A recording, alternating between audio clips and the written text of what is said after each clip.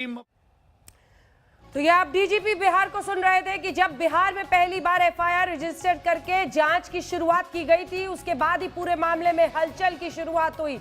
रविवार सुबह 11:30 बजे पूछताछ शुरू हुई थी और उसके बाद से हम आपको हर रोज की तस्वीर दिखा रहे हैं। रविवार, सोमवार और अब मंगलवार को पूछताछ के बाद गिरफ्तारी की खबर है और ये खबर सबसे पहले हमारे सहयोगी अरविंद ओझा ने हमें दे दी थी। अरविंद, आपके पास आते हुए, रिया चक्रवर्ती की गिरफ्तारी का इस पूरे मामले में, ड्रग्स से जुड़े मामले में हुआ है, इसका क्या मायने है और कैसे ये केस आगे बढ़ता हुआ देख रहे हैं आप? और माना जा रहा है 10-15 मिनट में बाहर निकलेंगी मेडिकल चेकअप के लिए।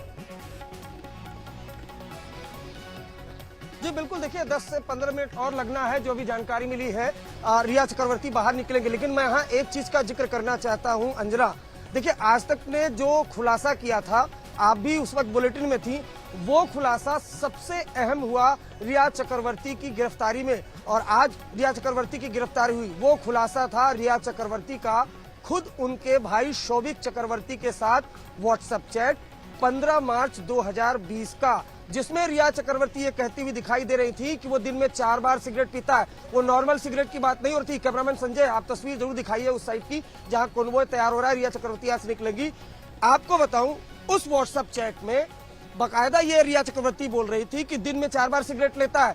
शोभिक चक्रवर्ती कहता है कि वो बड अरेंज कर देगा। देखिए, ये बड अब मुंबई में कई लोगों की मुसीबत बन सकता है। ये बड एक तरीका का रिफाइन जो है वो मैरिजुआना है, जो विदेशों से आजकल मुंबई में काफी बड़ी तादाद में आ रहा है इलीगल तरीके से, और खासकर बॉलीवुड सर्किल में और पार्टी में काफी ज्यादा प्रचलित है। वो बड की बात करता है, जिसके बाद रिया चक्रवर्ती करती है कि ओके ठीक है, वो अरेंज करने के लिए कहती है। शोभिक चक्रवर्ती बेकायदा ये इंश्योरेंस देता है कि वो 5 ग्राम बड अरेंज कर देगा और उस 5 ग्राम बड से 20 से 30 सिगरेट बन सकती है।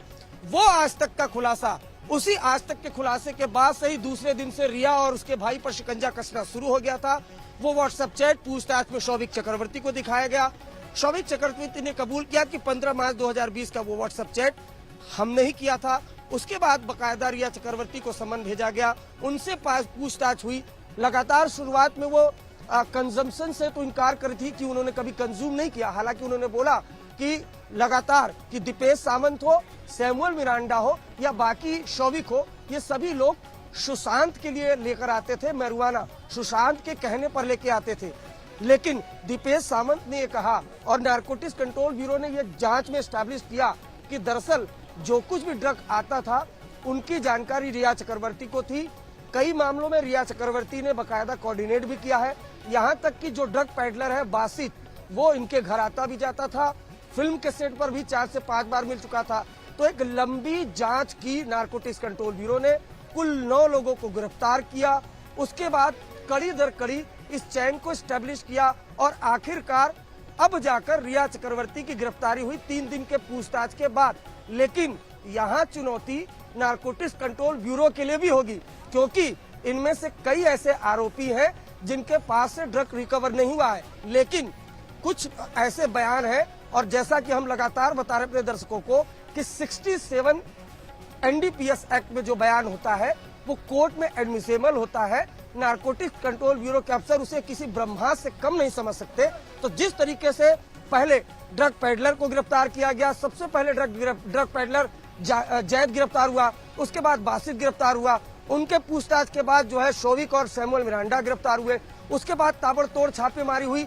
एक बड़ी गिरफ्तारी जो इसमें हुई है अनुज केसवानी, मैं आपको बताऊं, उसकी गिरफ्तारी के बाद मुंबई में कई लोगों की नींद उड़ चुकी है। क्यों? क्योंकि वो शख्स बॉलीवुड में कई लोगों को ड्रग सप्लाई करता है। उसकी पूछताछ, रिया चक्रवर्ती की पूछताछ और उसके अलावा जो इलेक्ट्रॉनिक डिवाइस है उनसे सीज करके डोजियर नारकोटिक्स कंट्रोल ब्यूरो की एसआईटी की टीम ने बनाया है और 25 बॉलीवुड के सेलिब्रिटी, उनकी लिस्ट तैयार हुई है। इसमें एक चीज और करना चाहूंगा, सुशांत के कुछ को स्टार है, उनका भी इसमें नाम है। आने वाले दिनों में उनसे पूछताछ होगी। ये जो बिल्डिंग आप देख पा रही है, इस बिल्डिंग में कई बड़े बड़े नाम पहले भी ड्रग्स सिंडिकेट में फंसकर अरेस्ट होकर आ चुके हैं और अब रिया चक्रवर्ती गिरफ्तार हुई है। लेकिन यहाँ भी क्लियर कर दूं, ये गिरफ्तारी ड्रग्स एंगल पर हुई है, एनडीपीएस एक्ट के तहत हुई है। इस केस में जो गिरफ्तारी थी सुशांत के ड्रग्स कनेक्शन में, कौन कौन ड्रग्स लेता है, कहां से ड्रग्स आता है, कौन बेचता है, कौन खरीदता है, इन तमाम चीजों की जांच चल रही थी। उसी के तहत एनडीपीएस एक्ट में ये गिरफ्तारी हुई है। एनडीपीएस के अलग अलग सेक्शन में वो सेक्शन क्लियर होंगे अब से कुछ देर बाद, जब नारकोटिक्स कंट्रोल ब्यूरो के अधिकारी नीचे आएंगे। लेकिन जरा ये बिल्डिंग देखिए, ये एक्सचेंज बिल्डिंग जो लगातार कई दिनों से तमाम मीडिया की सुर्खियां बना हुआ था, वो टॉप फ्लोर आप देख रही है, वहीं उसी के अंदर रिया चक्रवर्ती से पूछताछ चल रही है। इसके अंदर हवालात भी है, उसको सैनिटाइज पहले ही करा लिया गया था, क्योंकि दूसरे दिन की पूछताछ के बाद ये पूरी तरीके से क्लियर हो गया था कि रिया चक्रवर्ती गिरफ्तार हो सकती है।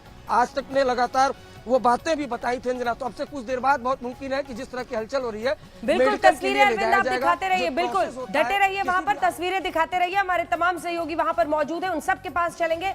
एक बार आशुतोष के पास जल्दी से चलते हैं। आशुतोष, रिया चक्रवर्ती के वकील की तरफ से प्रतिक्रिया आई है, जल्दी से बताएं, और तस्वीरें वहां की दिखाते रहे फुल स्क्रीन।